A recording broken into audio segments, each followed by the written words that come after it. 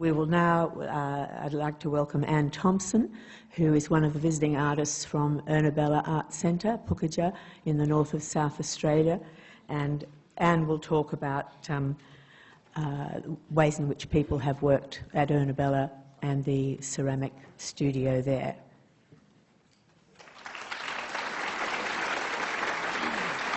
Okay, I'm going to, what will happen is when you get near the end, I'm going to start waving these at you. Yep. Okay. Hello, and thank you for having us here today. I am Anne Thompson. My first language is Pidgin, but I will talk today in English about Pukatja Community. Ernabella Arts and the ceramic studio, which is now known as Pukatja Pottery. I am here with Leonard Lewis, Rhoda Jirai, and Tjimpuna Williams. We all work in the ceramic studio at Ernabella Arts. Ernabella Arts is on the APY Lands, Anangu lands. This is the land that belongs to Anangu, the people who speak Pidgin and Yankunytjatjara. Under the Land Rights Act of 1981, this land belongs to Anangu.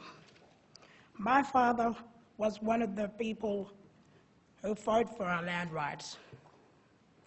I have 4 sisters, and we were grown up on our homeland. We went to Kenmore School and Ernabella Anangu School, and we learned to read and write in English there from our parents and also other families like my auntie, my father's sister. We learned about our country, and we spent a lot of time out bush. My sisters and I grew up knowing that we owned our land, Anangu way. But this year has not been a good year for remote indigenous communities. And it is important that people know about the strong work we are making in our art centers and the role of the art centers in maintaining culture and community. Ernabella Art is an indigenous-owned and run art center where people work in many ways, such as ceramics, painting, pono, timber, and jampi, natural fiber weaving. The art center was founded in 1948 and is the oldest indigenous art center in Australia. The art center has seen many changes. One of the most recent changes was that in 2003, the long room, which had been used for screen printing, was turned into a ceramic studio. This was done with the 3 main aims: creation of beautiful artworks, passing down of culture knowledge through art, and employment for young people. The ceramic studio was made for every artist to work in, from 12 years old to 70. The first works done before we had our own studio were on blank plates made and fired at the Jam Factory in Adelaide. It is like when art workers make the canvas for people to paint on.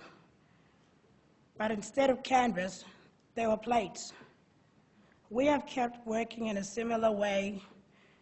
People at Ernabella Arts are not pottery.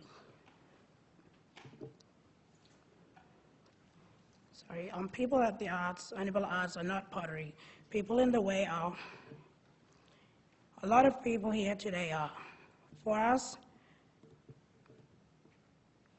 the number one thing, the most important part, is the story and the drawing, the history, our heritage, old stories, chukurpa, law, and culture, walka, designs. That is the number one thing for us. The pots are like canvas kujuba, a different canvas, a 3D canvas. Pukatja Community is unique on the APY Lands in that both the school and the art center have well-equipped ceramic studios. Pukatja Pottery is filled with young children wanting to learn how to throw on the wheel and to draw on tiles and cups in the ceramic studio. They are looking at their parents and grandparents, aunties and uncles, and they are wanting to be part of what happens in the pottery studio. Children of all ages are wanting to learn to throw pots on the wheel themselves. There are not many jobs in our community. There are not enough jobs for everyone finishing school each year. And the Art Center is important for this. The Art Center has 5 Anangu staff and 2 Tjimpuna white fellas on staff. We are the only place in the community which employs more Anangu than white fellas. And the Art Center is also the only place which Anangu is owned and run. The Art Center is incorporated and staff work to be all Indigenous board. Although our exhibitions are successful, our business is not for profit. Money is spent on things which are important to the board and the members, but don't make any income, such as staff spending time teaching children pottery. In 2011, Tjimpuna and Ruth started doing one morning a week with the senior girls class, teaching them ceramics. Most of the class had only done tiles before, so while doing very basic coil-built forms, they made some lovely work.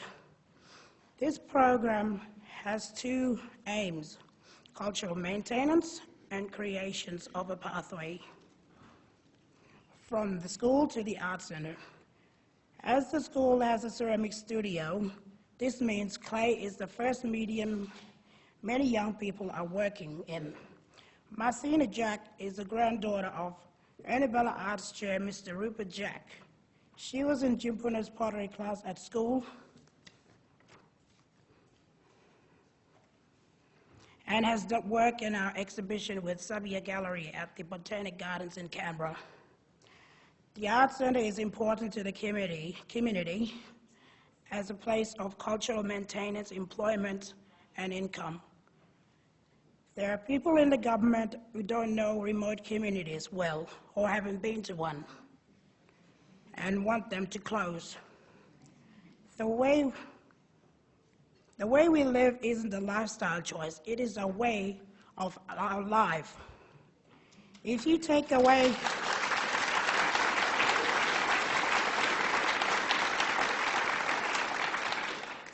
it away from us, we will be lost.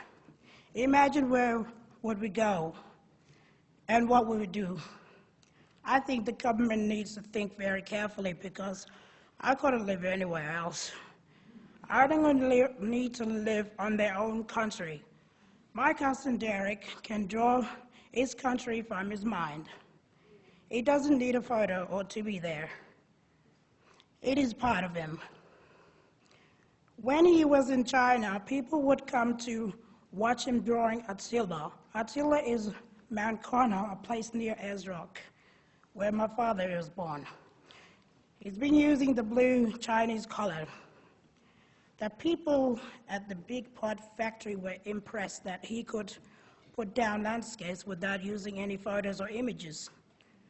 But this is not strange to Anangu. We are following the steps of our grandparents. They left a mark for us to follow. What are we doing now is what they taught us.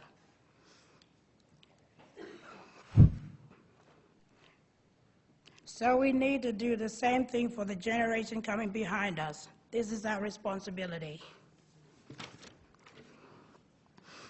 We have strong law and culture, and this tells Anangu how to live. Our ways still remain the same. It never changes. Our law, our culture, and the way we live, we would never want any of this to change. It keeps us strong. Anangu have had mentoring in place for thousands of years. Our traditional way of learning is different. It doesn't involve writing and reading, but watching and observing. To learn how to do pottery, we invite different people every year to come and teach us something new. Since Ernabella Arts first started working in ceramics, we have always worked together with people from outside of communities. And for this reason, we often talk about Jungawakarindal, working together. We have worked a lot with people from outside the lands. Kirk Winter, Simon Rees, Joey Burns, and Ben Carter have done men's workshop.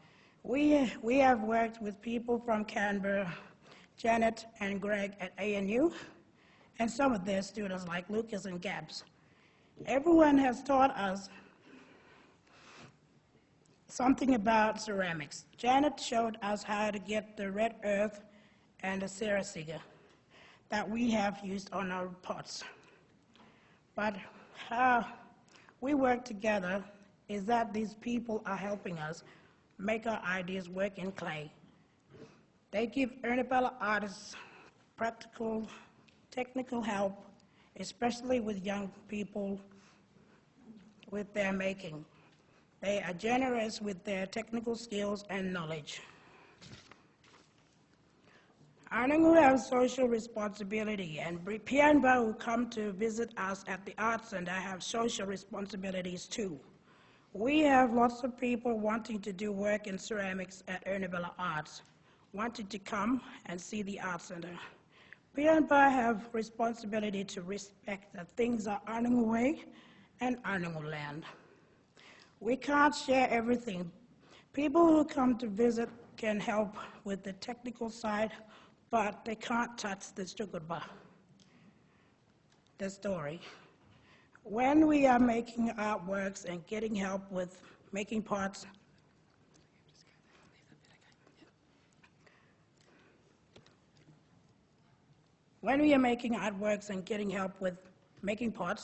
the story is not a collaboration. I could only share the telling of my story with other Anangu women who hold the story. Anangu can work along family lines. The story being put down is shared one. And this is a good way for culture to be passed on to the generations. It is a responsibility to keep that story going, and everyone's responsibility to respect that story. The story is sacred and not for sharing with all the outside world. Living in a remote community is not a lifestyle choice. Thanks for coming and listening to me talk about Anangu way and the importance of the way we live.